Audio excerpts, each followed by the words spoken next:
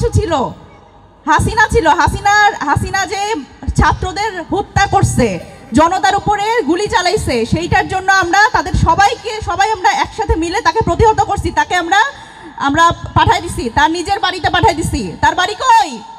তার বাড়ি হচ্ছে ভারত, তার বাড়ি দিল্লি, সে তার বাড়িতে আছে।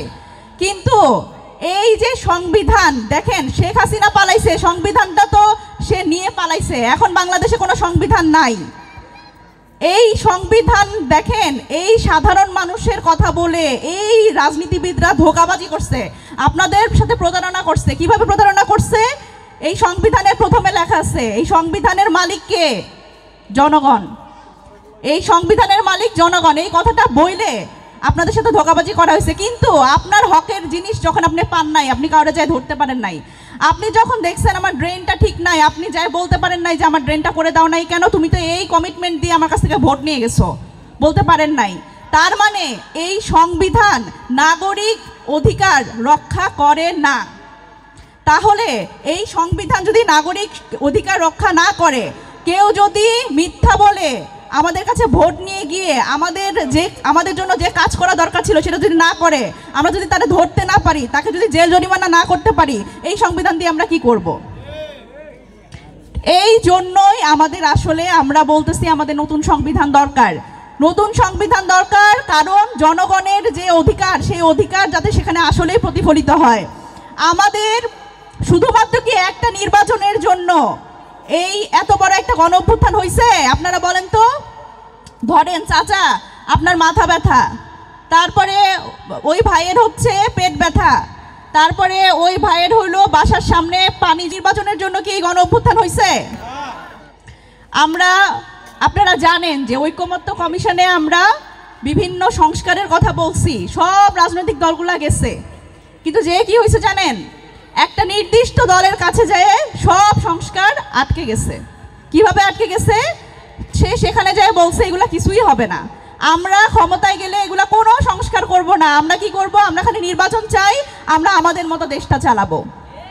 তার মানে কি এই কথার মধ্যে কি প্রমাণ পাওয়া যায়? সেই হাসিনার কথার সুর, সেই বাটপারি, সেই প্রতারণা। তাহলে আমরা কি আর কাউকে বিশ্বাস করব? আমাদের এই মুহূর্তে আমরা বলতেছি জুলাই সনদ, সেটার আইনি ভিত্তি হইতে হবে। এতগুলা রাজনৈতিক দল যে বসে থাকলো ওখানে, বসে বসে ঘন্টার পর ঘন্টা বললো যে জনগণের অধিকার রক্ষা করতে হবে, এই যে একটা বই বানাইলো, এই যে কয়েকটা জিনিসে একমত হইলো, এই যে জুলাই সনদ, এই সনদটার আইনি ভিত্তি দিতে হবে এবং সেটা এই অন্তর্বর্তীকালীন সরকারের সময় দিতে হবে। নাই, আমাদের দলে 10টা পরিবার থেকে 20টা পরিবার থেকে ছেলে মেয়েরা উঠে এসেছে, কোনো একটা পরিবারের থেকে এখান থেকে উঠে আসে নাই। এখানে আমরা ঢাকায় বসে আপনাদেরকে নেতৃত্ব দিব তা না, আমাদের উদ্দেশ্য এখান থেকে নেতৃত্ব তৈরি হয়ে ঢাকায় যাবে। আমাদের লক্ষ্য হচ্ছে এটা, আমরা এখান থেকে খুঁজে বের করে আনবো, কিন্তু আমাদের সময় লাগবে। কোনো কিছু ওভারনাইট হয় না, এক রাতের মধ্যে 15 বছরের জঞ্জাল পরিষ্কার করতে 15 মাস সময় যথেষ্ট না। এবং আমাদের অনেক বাধা, আমাদেরকে ভুলভাবে দেখানো হচ্ছে, আমাদেরকে একটা এই ডাকসুর নির্বাচনের পরেই বলা হচ্ছে যে এনসিপি হারায় যাবে, এরকম একটা রব তোলা হচ্ছে, সাধারণ মানুষকে বিভ্রান্ত করা হচ্ছে। কেন? কারণ একমাত্র এনসিপি নতুন সংবিধানের কথা বলছে এবং সেটা আপনাদের ভোটে, কোনো রাজনীতিবিদের সিদ্ধান্তে না। তাহলে আপনাদেরকে এটা মনে রাখতে হবে, আপনারা যে স্থানীয় প্রশাসন, সরকারের কাছে জনগণ যে জিম্মি থাকে, সেই জিম্মি দশা থেকে মুক্তির সবগুলা পদ এনসিপি বলছে।